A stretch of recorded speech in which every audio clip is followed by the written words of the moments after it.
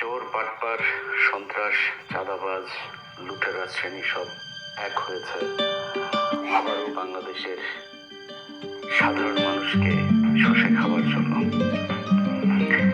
5ই August দেশের মানুষ যে স্বপ্ন নিয়ে, যেই আশা নিয়ে, আকাঙ্ক্ষা নিয়ে এই দেশ স্বাধীন করেছিল, জীবন দিয়েছিল, ঠিক আগের 1971 সালের 16 ডিসেম্বর এবং 1975 সালের 15 আগস্টের মতো একইভাবে বিজয় ছিনিয়ে নিয়েছে এদেশের সেই এলিট শ্রেণী নামে যাদেরকে আমরা চিনি, সেই শ্রেণী। প্রথম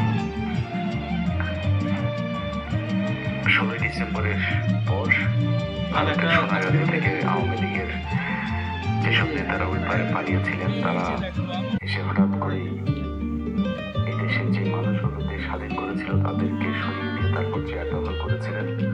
1975 সালের যে বীর সেনানীরা এই দেশকে স্বাধীন করেছিলেন 15ই আগস্ট, তাদেরকে এই দেশ থেকে সরিয়ে দেওয়া হয়েছিল। এরপরে নানান চড়াই উত্তায় পার হয়ে তারপর জিয়াউর রহমান ক্ষমতায় গেলেও তাকেও খুব বেশি দিন থাকতে দেওয়া হয়নি। তারপর থেকেই চলছে এই দেশের সাধারণ মানুষের উপরে, এটা কি বলবো, এটা একটা পরিহাস এই দেশের ভাগ্যে। ধন্যবাদ। আজকে তুমি কি কখনো আমাদের চোখের সামনে সবকিছু হয়, আপনি কিছু বলতে পারবেন না। আপনি যদি বলেন তাহলে আপনি একা হয়ে যাবেন। যাই হোক, যেটাই হোক, আপনাকে এই শ্রেণীর সাথে যারা এই ক্ষমতার কেন্দ্রে আছে তাদেরকে বৃত্তাকার করে তারপর সেখানে ঘূর্ণায়মান হতে হবে। আপনাকে এর বিরুদ্ধে যাবেন, আপনাকে ছুঁড়ে ফেলা হবে। গেল 1.5 বছরে সবশেষ যদি আপনাদেরকে বলি, পিলখানা হত্যাকাণ্ডের একটা বিশাল ঘটনা তো এই দেশে ঘটেছে, তাই না? এবং সেটা নিয়ে একটা কমিশন গঠন করা উচিত ছিল। সে কমিশন গঠন করতে চায় নাই।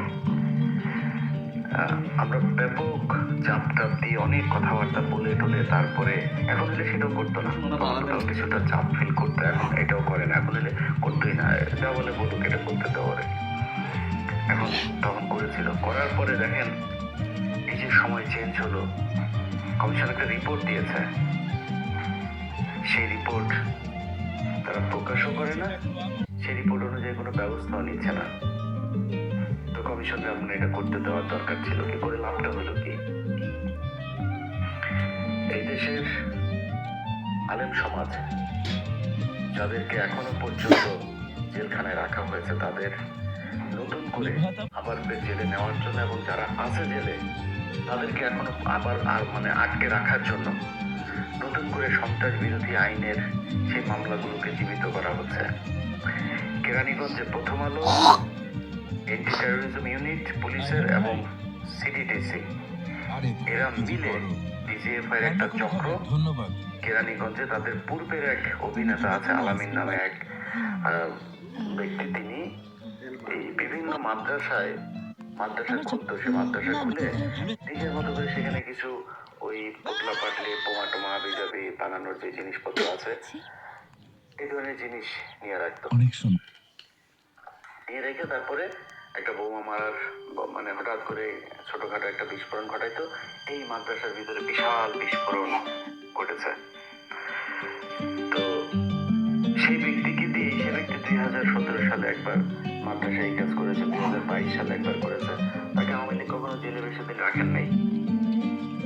বর্তমান সরকারের সময় সে জেলের বাইরেই ছিল, তাকে হঠাৎ করে তাকে দিয়ে নতুন করে আরেকটা সেই একই ধরনের অভিনয় করানো হলো কেরানীগঞ্জে। সেই ব্যক্তি আলেমও না, কোনো ইসলামী দলেরও কোনো কিছু না। তাকে দিয়ে এটা ঘটানোর পরে প্রথম আলো বিশাল করে 5-6টা নিউজ একটার পর একটা এই ডিসেম্বরের 26 তারিখের ঘটনা করে আবার ফের বুঝাইতে চাচ্ছেন যে প্রত্যেকটা খবরে আমি কি বলছি আপনারা বুঝতে পারছেন, হয়তো অনেকে দেখেন নাই। আপনারা না দেখলেও এগুলো কিন্তু দূতাবাসে পাঠানো হয়েছে।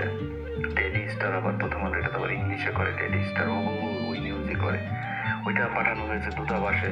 দূতাবাস দেখছে 25 তারিখে তারেক রহমান দেশে ঢুকলো, 26 তারিখে আবার ফেরি শুরু হয়ে গেল। এই যে আপনাদেরকে যত তেলবাজি করছে না প্রথম আলো, ডেইলি স্টার, আপনারা এদের চেহারা খুব ভালো করে জানেন, কিন্তু ভুলে গিয়েছেন। কারণ কি, ওই সেই লুটেরা, চাঁদাবাজ, ধান্দাবাজ, টেন্ডারবাজ সব এক হয়েছে। আবার ফের লুটে পুটে খাওয়ার এক নতুন বন্দোবস্ত শুরু হয়েছে। ধন্যবাদ। এটার বিরুদ্ধে কথা বলবেন, তুমি কি কখনো আপনি আইসক্রিম কোনো জায়গায় পাত্তা পাবেন না। আপনাকে সব জায়গা থেকে বন্ধ করে দেওয়া হবে, সব জায়গা থেকে আপনার গলা চেপে ধরা হবে। আপনি যেন মানুষের জন্য, এই দেশের কোনো রাজনীতিবিদ, কোনো কেউ যারা ক্ষমতায় ছিল, কেউ কোনোদিন আপনাদের জন্য, এই দেশের মানুষের জন্য কিছু করে নাই। অনেক সুন্দর। এই যে আমাদের দেশে বন্যা হয় না, এই বন্যাটাও রাজনীতিবিদদের জন্য আশীর্বাদ।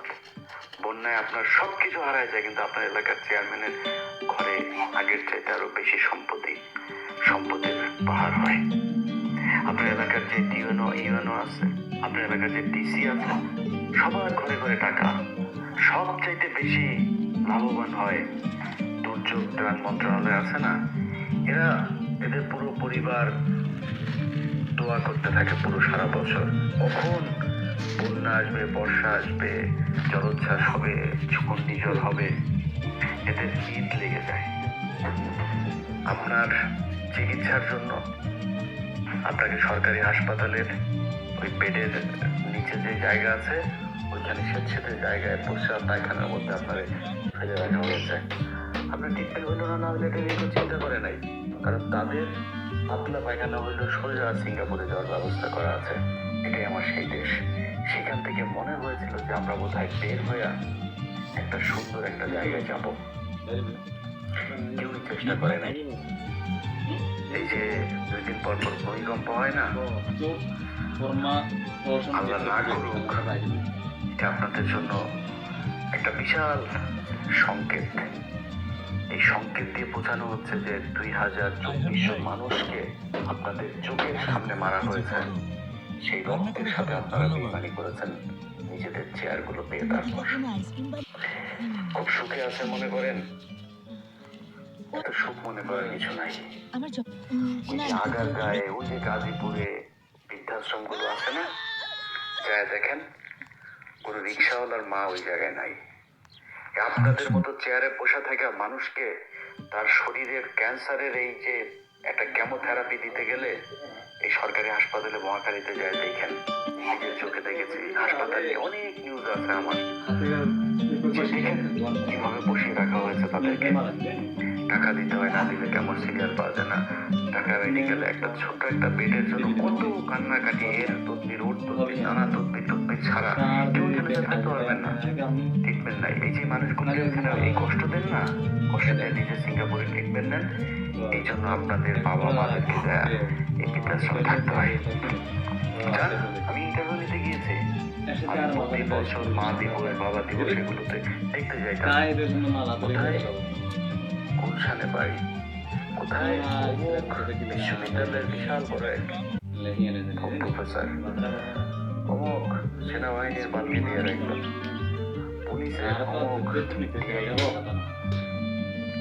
এদের মারা, এদের বাবারা ওইখানে থাকে। এটাই মানুষের অভিশাপ। আমরা এই দুনিয়ায় কেউই একদম 100% ফেরেশতা হয়ে আসি নাই। আমাদের সবার ছোট বড় পাপ সব আছে, কিন্তু মিনিমাম এই মানুষগুলো করার জন্য ভাই এত টাকার তো দরকার নেই।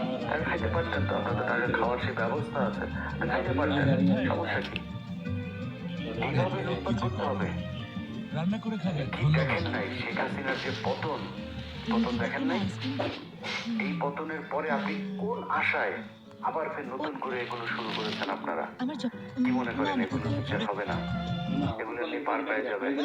কিছু ডিসি, পুলিশ, এসপি, এদের ভাবসাব দেখলে মনে হয় যেন 5 আগস্ট এরা নিজের চোখে দেখে নাই।